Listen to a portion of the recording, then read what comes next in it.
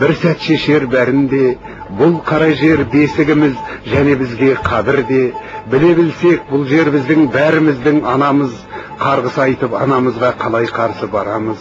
Шындық деген немен өзі, оны қалай бағалар? Ақын жылдар сұлулардың суықтығында болар. Аристотель жазған ғажап толғауда да шындық жоқ. Пифагор мен Платондық ойларда да шындық жоқ. Бұл ойлардың әлемінде бола қалса тапшылық, бір есуас қанауатты болмайды деп бақырар.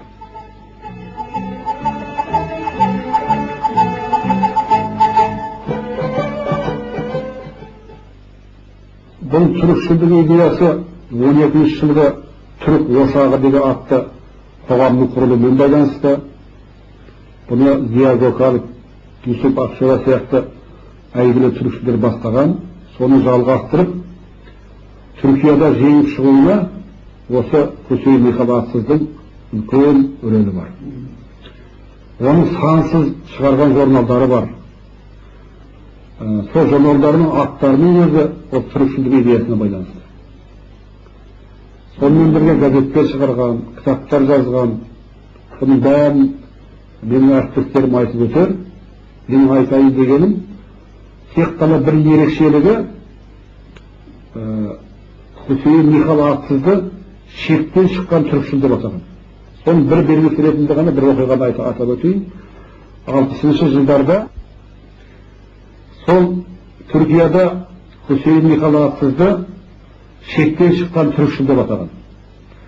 Осыған бір мысал ретінде бір оқиғаны айтқым келіп отыр. 60-шы жылдарда Түркияда халық санағын жүргізген екен.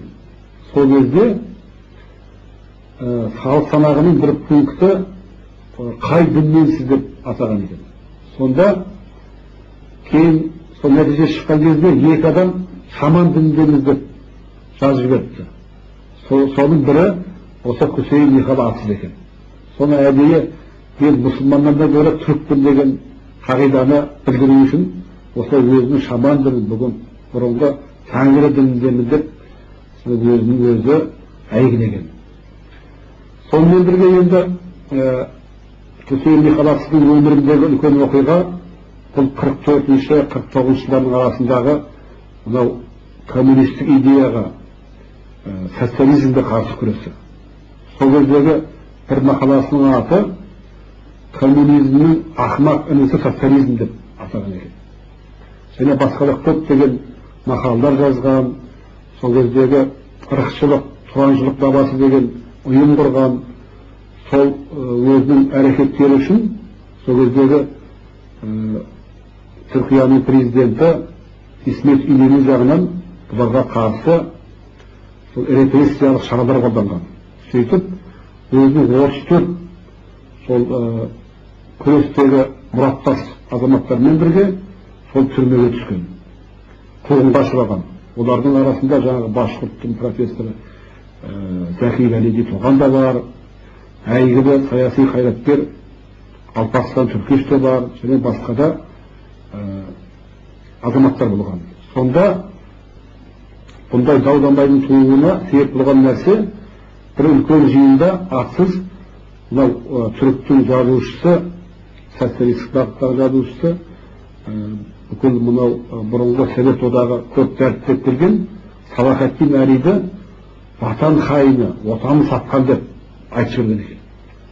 Сонда сол сөздері үшін және басқа да өзінің пікірлері үшін түрмеге түсіп, 6 ай түрмеден отырып, одан кейін сот болып, ең аяғында бұны жұмысқа алмау жөнінде шешім қабылданып, бұл 49 жылға дейін 44-тен ешқандай жұмыссыз жүрген. Кейін бір кітапханада кітапханашы болып орналасып, әйтеуір сөйтіп өмірінің аяғына дейін сол жай ғана қызметте болған.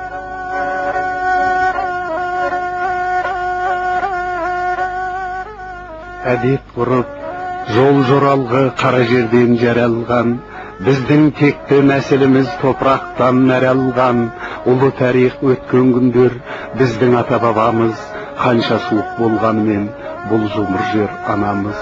жер қойнында жатыр біздің небір ұлы бабалар, қай жетесіз өнген жерін суық көр деп табалар. Жат елдіктер ата жұртқа тұтқиылдан шапқанда, жау қолынан адам қаны өзен болып аққанда, айналайын қасиетті қара жерді қарғама, бірақ сәттік сезім жеңіп өзіңді өзің алдама. Жер бетінде шапқыншылық қанды қырғын болса да, тіл тигізіп көпір болып өз анаңды қарғама. Берілме дос бостан босқа уайым қайғы күйгеде, біздің текті нәсіліміз өзгелерден биікте. Уайымды жең, қасқайып тұр, қайғыменен дауылға, өткен күннен қара жерде болған емес айырма.